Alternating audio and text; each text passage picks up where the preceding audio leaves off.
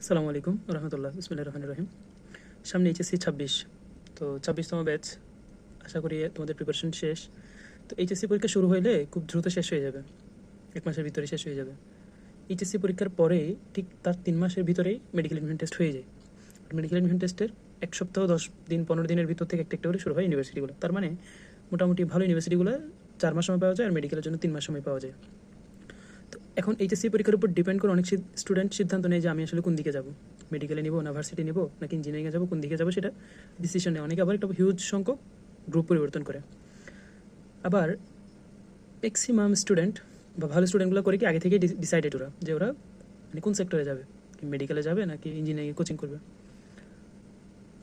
একটা বড় সংখ্যক স্টুডেন্টের হয় কি মেডিকেলের কোচিং করলো, যেমন আমার ফার্স্ট টাইম এটা হয়েছিল।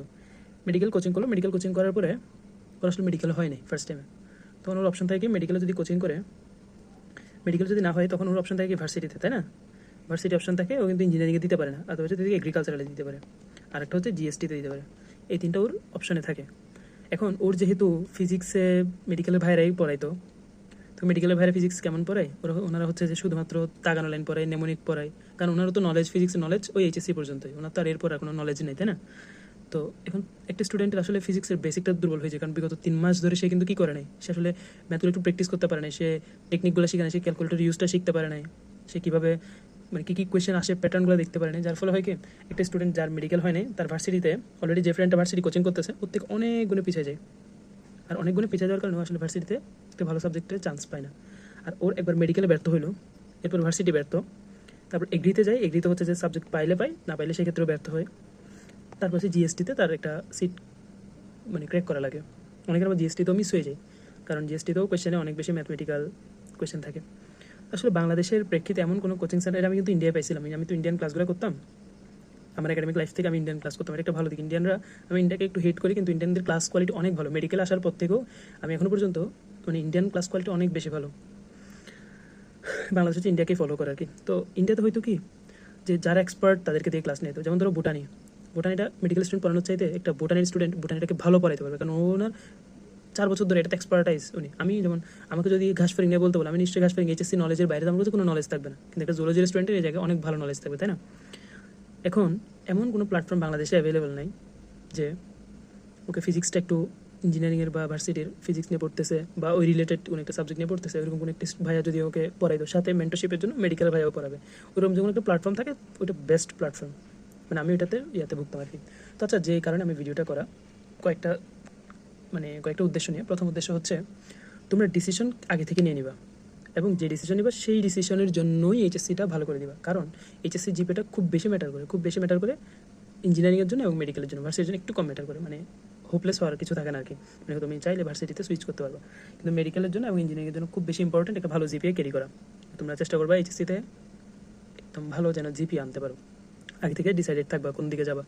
2 নম্বর, যদি মেডিকেলে পড়ো, তো মেডিকেলে পড়ার ক্ষেত্রে, মেডিকেলে কোচিং করার ক্ষেত্রে আমি তো আমার একটা এক্সপিরিয়েন্স বলি যে ছেলেমেয়েরা টাউনে যায় বা ঢাকায় যায় কোচিং করার জন্য, তো নিজের ফ্যামিলির বাইরে যায় প্রথমবারের মতো, খাপ খাওয়াইতে টাফ হয়ে যায়।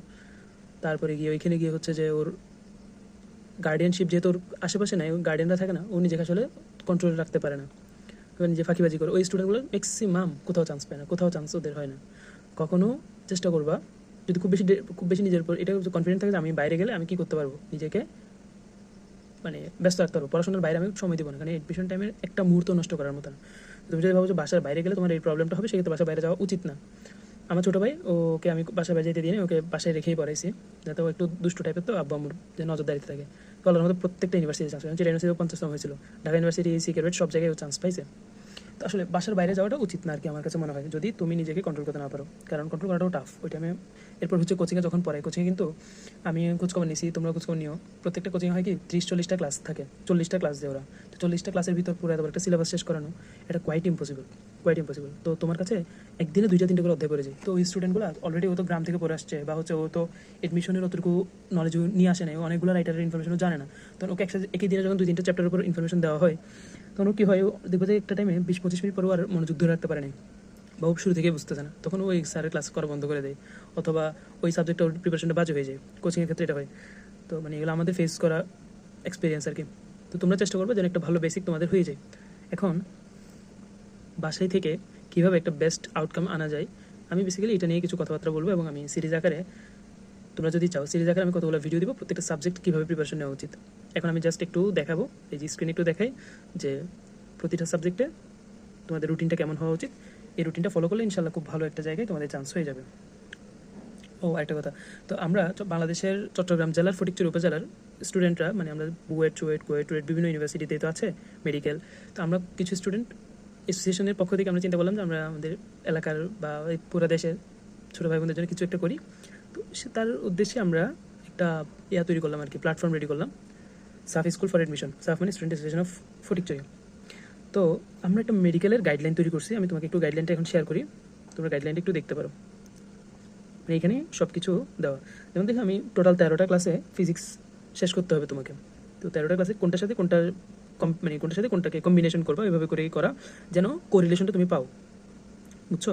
তো তোমরা এইটা একটা ছবি তুলে রাখো যে এখানে 13টা ক্লাসে তোমাকে শেষ করতে হবে 13 দিন, মানে 26 দিনের ভিতরে এটা তোমাকে কমপ্লিট করতে হবে, 25-26 দিনের ভিতরে ফিজিক্সটা, ঠিক আছে? এর পাশে কেমিস্ট্রিতে দেখো, কেমিস্ট্রিতে মোটামুটি 2, 3, 4, 6, 7, 8, 9, 10, 11, 12 দিনের ভিতর কেমিস্ট্রিটাও শেষ করা লাগবে। এবং এক্ষেত্রে আমরা করছি কি, মেডিকেল স্টুডেন্ট, যেমন আমি মেডিকেলের এই ইউনিভার্সিটি, তারপরে মেডিকেল ইউনিভার্সিটি, আমরা সব রকমের কম্বিনেশন রাখছি যাতে করে তোমার মেডিকেলের সাথে সাথে ইউনিভার্সিটি প্রিপারেশনটাও কমপ্লিট হয়ে যায়। তো এটা তোমরা এইভাবে করে শেষ করবে, এই সিকোয়েন্সে যখন শেষ করবা তোমরা খুব ভালো আউটকাম পাবা। তারপর হচ্ছে আমাদের এই যে বায়োলজি তো এই সিকোয়েন্সে দেখো 1, 2, 3, 4, 5, 6, 7, 8, 9, 10, 11, 12, 13, 14, 15, 16, 17, 18, 19, 20, ঠিক এই 20টা ক্লাসের ভিতর তোমার জুলজি এবং বোটানি যেটা ভালোভাবে শেষ করতে হবে, এবং জুলজি বোটানি খুবই বেশি ফোকাস করা লাগবে। আমি বলি তোমার মেডিকেল এডমিশন টেস্টে তোমার চান্সটা নিশ্চিত করবে হচ্ছে জুলজি হচ্ছে জুলজি আর কেমিস্ট্রি তোমার চান্স নিশ্চিত করবে, আর ইংলিশ আর জিকে হচ্ছে তোমার ক্যাটাগরি নিশ্চিত করবে কোন মেডিকেলে চান্স এটা ঠিক করে দেবে ইংলিশ আর জিকে। তাহলে আমার ইংলিশ আর জিকের ক্ষেত্রেও সময় দেওয়া লাগবে। তো আমি করছি কি, আমরা কী পড়াবো ঠিক লেসন প্ল্যানটাও এখানে দিয়ে রাখছি। এটা কিন্তু একটা রাফ লেসন প্ল্যান, আমরা যেগুলো থেকে কোয়েশ্চেন আসে আমি বসে এগুলো সেট করলাম। এখানেও দেখো একদম ডেডিকেটেড, ওরা কিন্তু ইংলিশ ডিপার্টমেন্টের স্টুডেন্ট, সেটা ইউনিভার্সিটি এবং ঢাকা ইউনিভার্সিটি, তো আমরা ওদেরকেই রাখছি। এবং লাস্টে সব কিছুর একবার রিভিশন করার জন্য মেডিকেল স্টাইলে আমি নিজেও রাখলাম, যাতে করে তোমার মেডিকেল প্রেশন হয়, সাথে ইউনিভার্সিটির জন্য অতটুকু বেসিক যাতে তোমার হয়ে যায়। তারপর দেখো এখানে জিকের ক্ষেত্রেও ঠিক আমরা টপিকগুলো সেট করা, সেক্ষেত্রে আন্তর্জাতিক এবং বাংলাদেশ দুইটা টপিকে রাখা হয়েছে।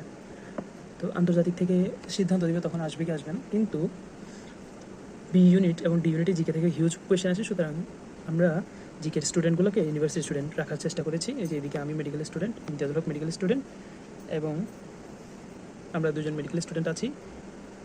আমরা জিকের মেডিকেল স্টাইলে জিকে দেখাই দিব, আর বাকিগুলো টপিক ওরা করাবে, তো যেন কোনো কিছু বাদ না যায়, সেক্ষেত্রে আমরা নিজেরা ওইটা ওভারভিউ করবো। আর যে মেডিকেল স্টুডেন্ট সিএমসি, তো আমরা যে প্ল্যানে রাখছি তোমরা কী করবে, এটা একটা ছবি তুলে রাখবে, এইভাবেই তোমরা প্রিপারেশন নিবা। আর পরবর্তীতে আমরা টপিক ভিত্তিক কীভাবে ইংলিশ পড়তে হবে, কোন টপিক কীভাবে পড়বে সেটা আমরা তখন দেখিয়ে দিব। ধন্যবাদ, আসসালামু আলাইকুম।